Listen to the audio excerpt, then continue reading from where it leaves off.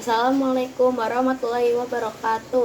Hari ini saya akan membahas materi IPAS untuk PSKA. Yang pertama, ciri khusus hewan terbagi menjadi beberapa. Yang pertama, cara hewan memperoleh makanannya. Yang pertama, ada bentuk mulut serangga, penjilat seperti kupu-kupu, penusuk dan penghisap seperti nyamuk, dan penggigit dan pengunyah seperti belalang ataupun jangkrik.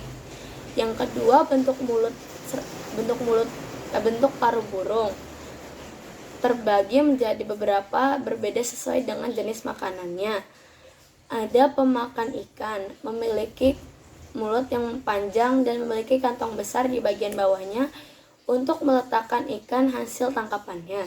Contohnya pada burung bangau dan burung pelikan.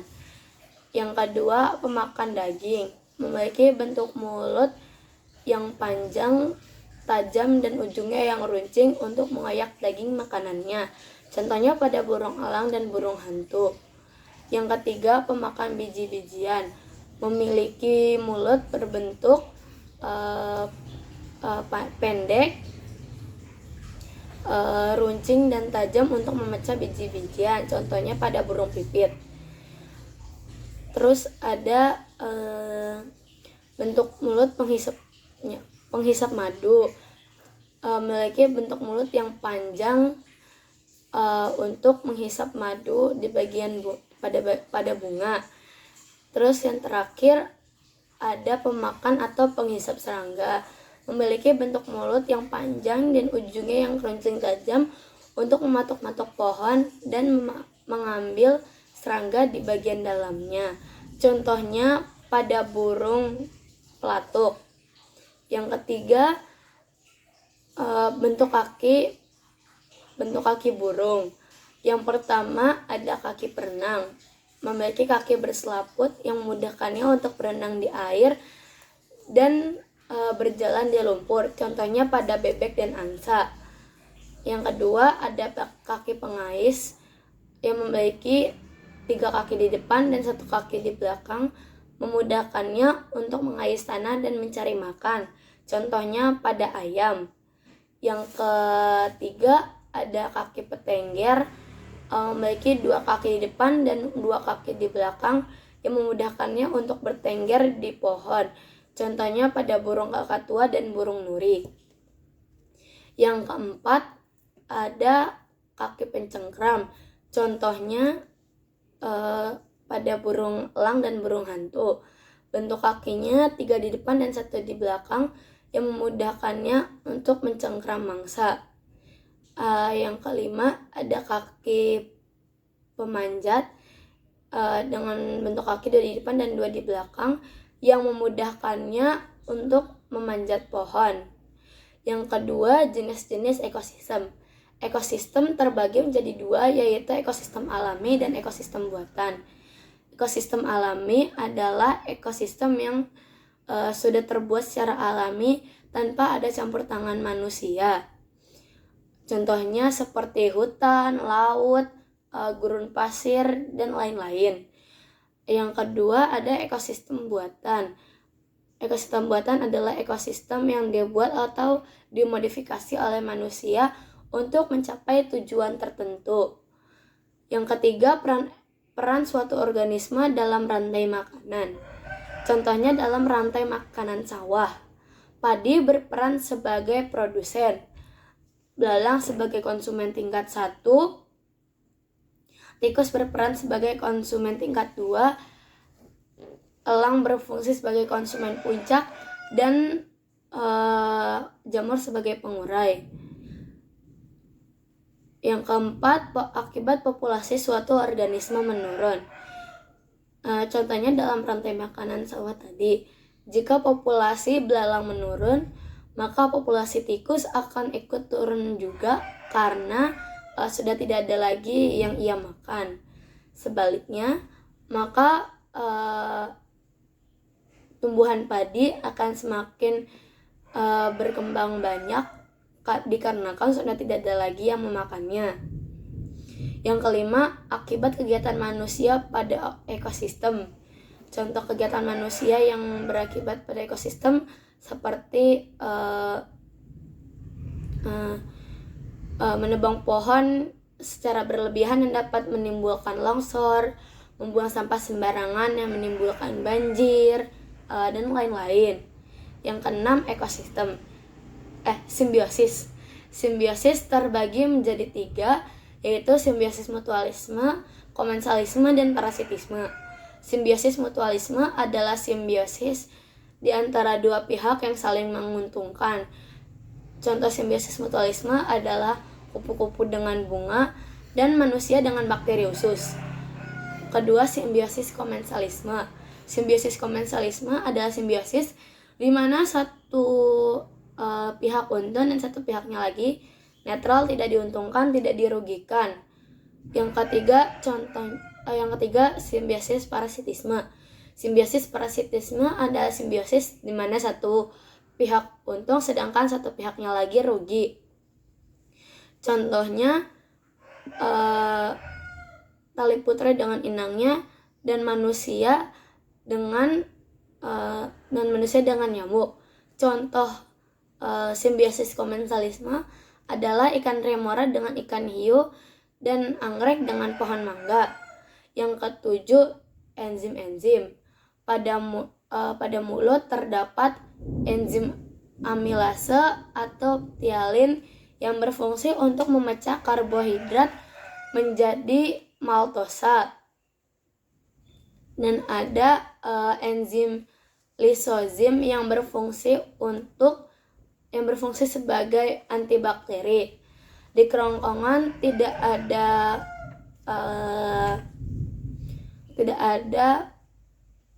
enzim yang dihasilkan karena hanya ada gerakan yang mendorong makanan menuju lambung, yaitu gerakan peristaltik. Di lambung ada enzim pepsin yang berfungsi untuk memecah protein menjadi peptida dan asam amino. Enzim lainnya berfungsi untuk mengendapkan protein susu menjadi kasein. Lipase yang berfungsi untuk memecah lemak menjadi asam lemak dan gliserol. Ada juga HCI yang berfungsi mengubah pepsinogen menjadi pepsin. Yang kedelapan, organ pernapasan. Organ pernapasan yang pertama, hidung. Terdapat rambut-rambut halus dan lendir yang berfungsi untuk menyaring udara yang masuk ke paru-paru nanti. Yang kedua, faring. Merupakan saluran penghubung yang menghubungkan hidung dengan laring. Laring merupakan tempat beradanya kotak pita suara dan saluran penghubung menuju trakea. Trakea merupakan saluran penghubung saluran penghubung antara laring dengan bronkus. Bronkus merupakan saluran hubungan trakea yang menghubungkan trakea dengan paru-paru. Paru-paru merupakan tempat di mana adanya alveolus. Alveolus merupakan tempat pertukaran antara O2 atau oksigen dengan CO2 atau karbon dioksida. Yang kesembilan, rangka manusia, lebih tepatnya rangka kepala. Terdapat beberapa jenis tulang, yaitu tulang dahi, tulang baji, tulang tapis, tulang hidung, tulang rahang atas, tulang rahang bawah, tulang ubun-ubun, tulang pelipis, tulang pipi, dan tulang tengkorak atas. Yang ke-10, peredaran darah. Peredaran darah terbagi menjadi 2, yaitu peredaran darah besar dan peredaran darah kecil. Peredaran darah besar dimulai dari bilik kiri, aorta, arteri, kapiler tubuh, vena, serambi kanan. Peredaran darah kecil dimulai dari bilik kanan, arteri pulmonalis, paru-paru, vena pulmonalis, dan berakhir di serambi kanan. 11. Penyakit peredaran darah dan pencegahannya. Penyakit peredaran darah ada beberapa, yaitu hipertensi dan hipotensi, anemia, stroke, dan leukemia. Cara mencegah penyakit-penyakit tersebut sama, yaitu dengan melakukan gaya hidup yang sehat, seperti rajin berolahraga, rutin berolahraga, istirahat yang cukup, mengonsumsi makanan yang bergizi, dan lain-lain. Yang ke-12, perilaku yang merusak organ tubuh. Perilaku yang merusak organ tubuh ada beberapa, yaitu seperti suka mengonsumsi makanan manis dapat merusak hati dan ginjal. Suka merokok dapat merusak paru-paru, sedangkan suka mengonsumsi makanan yang asin atau mengandung garam dapat merusak paru-paru dan ginjal. 13. Ciri-ciri pubertas. Ciri-ciri pubertas pada laki-laki contohnya mimpi basah, tumbuh jakun, dan suara semakin berat dan tinggi. Ciri pubertas pada perempuan contohnya menstruasi, pinggul membesar, dan tumbuh jerawat. Siklus air dimulai dari penguapan pada tumbuhan, yaitu transpirasi, penguapan dari air laut evaporasi, pembentukan awan yang disebut kondensasi, turunnya hujan yang disebut presipitasi, dan menyerapnya air ke dalam permukaan tanah yang disebut infiltrasi. 15. Perubahan bentuk energi. Perubahan bentuk energi contohnya rice cooker dari listrik ke panas, lampu dari listrik ke cahaya, baterai dari kimia ke listrik, panel surya dari cahaya matahari ke listrik, kipas angin dari listrik ke gerak, dan lain-lain. Sumber bunyi contohnya pada gitar. Bukan senara yang sebagai sumber bunyi, tetapi udara yang berada dalam tabungnya, sehingga ketika senar dipetik, udara tersebut bergetar dan menghasilkan suara yang merdu. Sifat-sifat cahaya ada 5. Ada yang pertama, dapat dipantulkan. Contohnya bayangan diri pada cermin. Dapat menembus benda bening, contohnya cahaya matahari yang menembus kaca jendela rumah. Yang ketiga, merambat lurus, contohnya cahaya lampu yang masuk melewati jendela, cahaya senter dan lampu sorot mobil. Yang keempat, ada cahaya dapat dibiaskan. Contohnya dapat dibiaskan itu seperti pelangi. Sedangkan yang kelima, cahaya dapat diuraikan. Contohnya seperti pensil yang dimasukkan ke dalam air terlihat seperti patah. 18. Cara membuat magnet. Ada 3, yaitu digosok, diinduksi, dan elektromagnetik. 19. Rangkaian listrik. Rangkaian listrik terbagi menjadi 3, yaitu rangkaian seri, paralel, dan campuran. Rangkaian listrik seri merupakan rangkaian listrik yang paling mudah dan rangkaian listrik yang paling mudah dan ringkas karena membutuhkan bahan-bahan yang sedikit. Namun ia memiliki kekurangan, yaitu cahayanya lebih redup, dan jika salah satu lampu dimatikan, lampu lainnya juga akan ikut mati. Yang kedua, rangkaian listrik paralel. Ia memiliki kekurangan, yaitu membutuhkan komponen yang lebih banyak, sehingga biaya yang dibutuhkan juga lebih besar. Tetapi ia mempunyai kelebihan, yaitu jika salah satu lampu dimatikan, maka salah satu lampu lainnya tidak akan ikut mati juga, dan cahayanya lebih terang dibandingkan rangkaian listrik seri. Yang ketiga, rangkaian listrik campuran. Rangkaian listrik campuran menggabungkan rangkaian listrik seri dan paralel, sehingga rangkaian tersebut lebih lengkap dan kompleks. Yang ke-20, energi alternatif. Energi alternatif adalah energi yang menggantikan atau lebih sering digunakan untuk menggantikan bahan-bahan yang jumlahnya lebih sedikit dan terbatas. Contoh energi alternatif seperti cahaya matahari, panas bumi, angin, air, biodiesel, biogas, biosolar, dan lain-lain. 21. Ciri-ciri planet. Planet terbagi menjadi dua, yaitu planet dalam dan planet luar. Planet dalam ada 4, yaitu Merkurius yang termasuk planet terkecil, dan juga planet yang paling dekat dengan matahari sehingga termasuk ke planet yang paling panas. Yang kedua, Venus, sering disebut juga bintang fajar. Ia merupakan planet kedua yang terdekat dari matahari.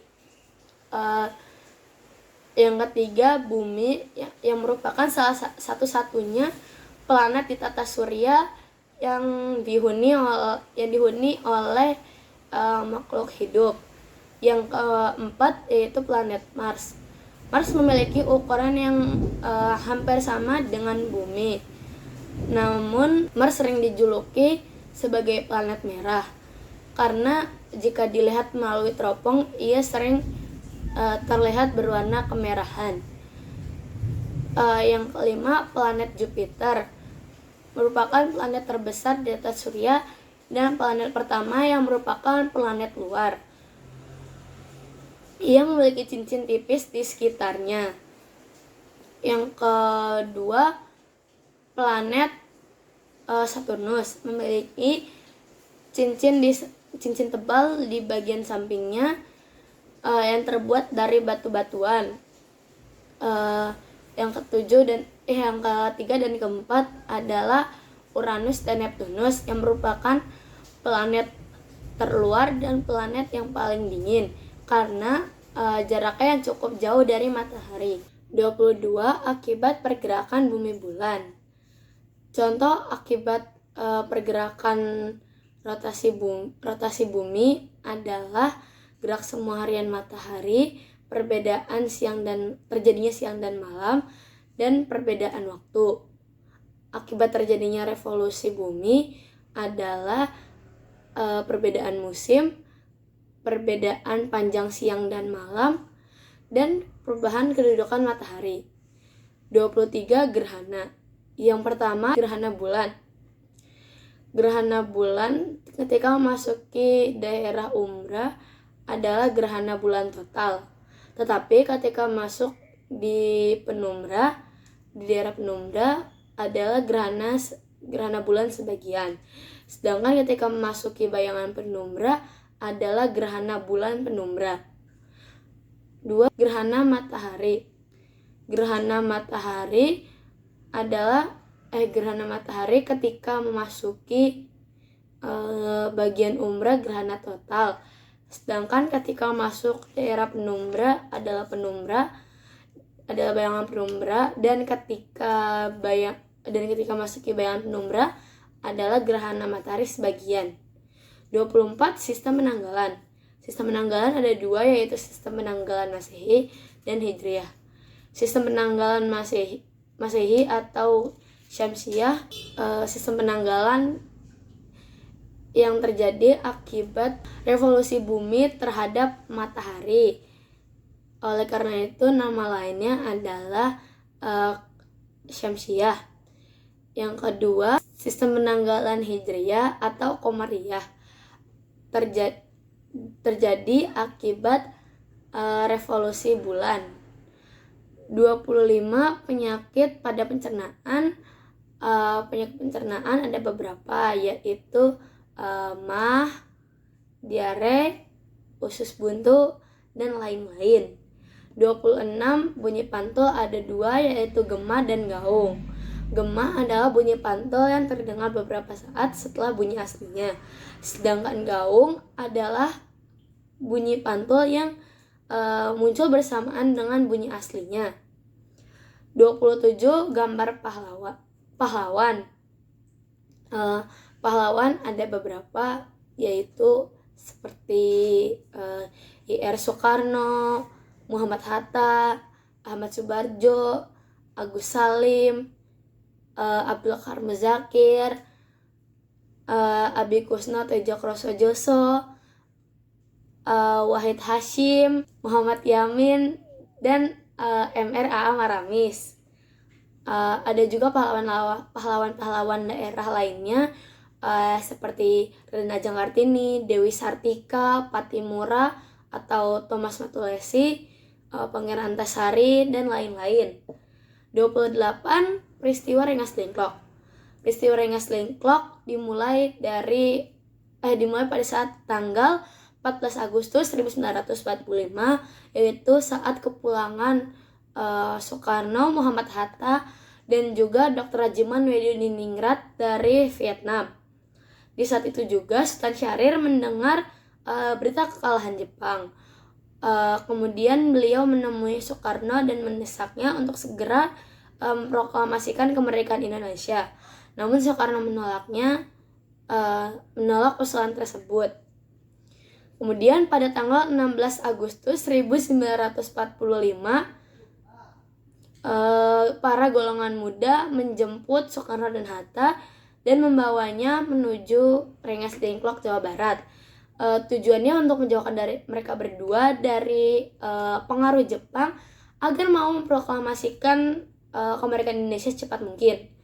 Ahmad Subarjo sebagai golongan tua menyatukan dua pendapat yang berbeda dari golongan muda dan Soekarno-Hatta, sehingga akhirnya adalah Soekarno-Hatta mau memproklamasikan Indonesia pada tanggal 17 Agustus 1945. 29 pekerjaan sesuai tempat tinggal. Pekerjaan berbeda-beda sesuai dengan letak geografis tempat tinggalnya. Contohnya seperti nelayan di laut, petani bisa di beberapa tempat seperti di pegunungan atau mungkin di dataran rendah juga bisa, atau seperti lainnya yang biasanya di perkotaan seperti Jakarta itu ada guru, dosen, dokter, dan lain-lain. 30 kegiatan ekonomi.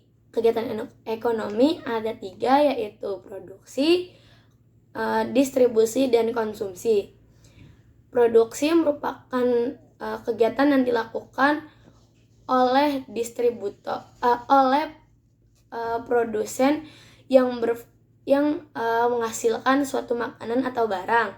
Contohnya seperti suatu perusahaan yang memproduksi roti atau memproduksi lain-lainnya.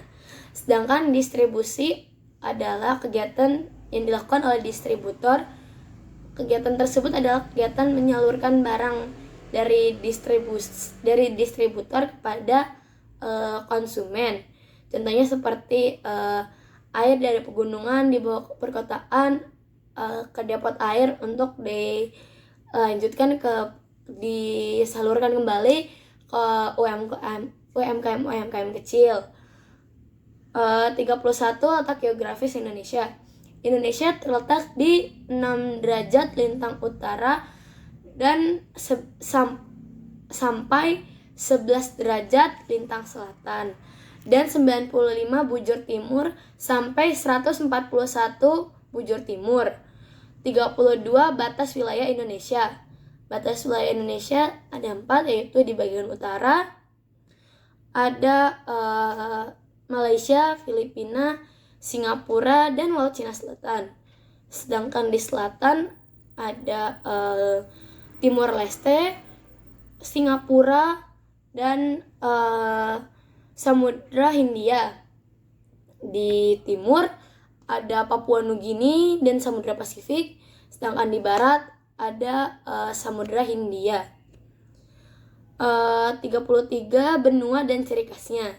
Yang pertama ada benua Asia yang merupakan benua terbesar dibandingkan benua-benua lainnya. Ia memiliki ciri khas yaitu rasnya yang beragam, yaitu ras Mongoloid, Kaukasoid, Negroid, dan ras campuran Negroid Kaukasoid. Yang kedua ada Timor Leste. Timor Leste merupakan benua yang terbesar dibandingkan benua-benua lainnya. Ia memiliki ciri khas yaitu rasnya yang beragam, yaitu ras Mongoloid, Kaukasoid, Negroid, dan ras campuran Negroid Kaukasoid. Yang kedua, Amerika merupakan benua terbesar kedua di dunia. Benua Amerika terkenal dengan suku aslinya yaitu suku Indian. Namun penduduknya lebih banyak ditempati oleh suku orang Amerika Latin. Ketiga, Afrika. Benua Afrika terkenal dengan berbagai macam keindahan alamnya. Kemudian yang keempat ada benua Australia. Benua Australia memiliki ciri khas yaitu sukunya suku khas dari negara tersebut yang bernama suku Aborigin yang memiliki senjata khas yang sering kita mainkan atau kita gunakan yang bernama bumerang. Yang terakhir benua Antartika. Benua Antartika memiliki suku khas dari negaranya yaitu suku Inuit yang ketika musim dingin memiliki tempat tinggal bernama iglo. Namun ketika musim panas tempat tinggal mereka bernama tupik.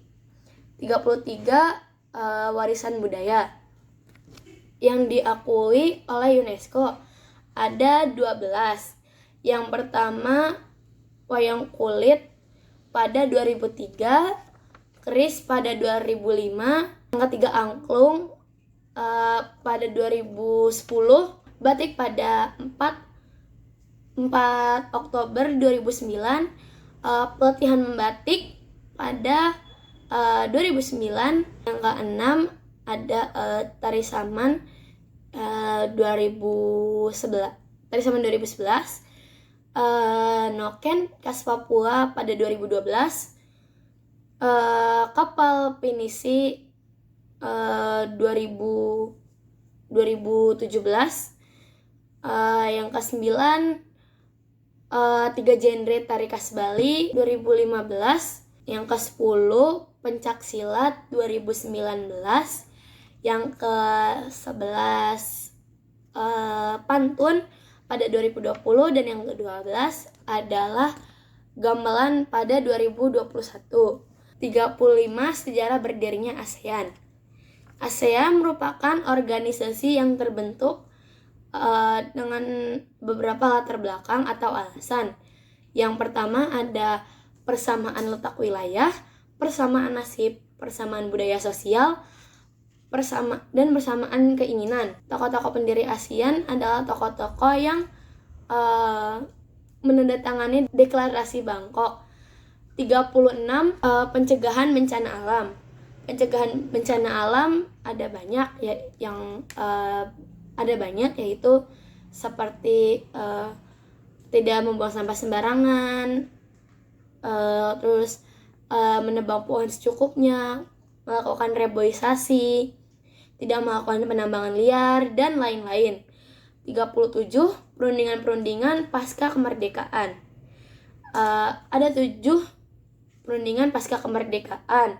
Yang pertama perundingan Linggadjati, yang kedua agresi militer Belanda 1, yang ketiga perjanjian Renville, yang keempat agresi militer Belanda 2, yang kelima perjanjian Rompuyun, yang keenam konferensi meja bundar, dan yang ketujuh pengakuan kedaulatan Indonesia. Yang terakhir atau nomor 38 dampak kerjasama ASEAN dalam bidang ekonomi, contohnya meningkatkan pendapatan negara-negara anggotanya, meningkatkan lapangan pekerjaan bagi masyarakat negara.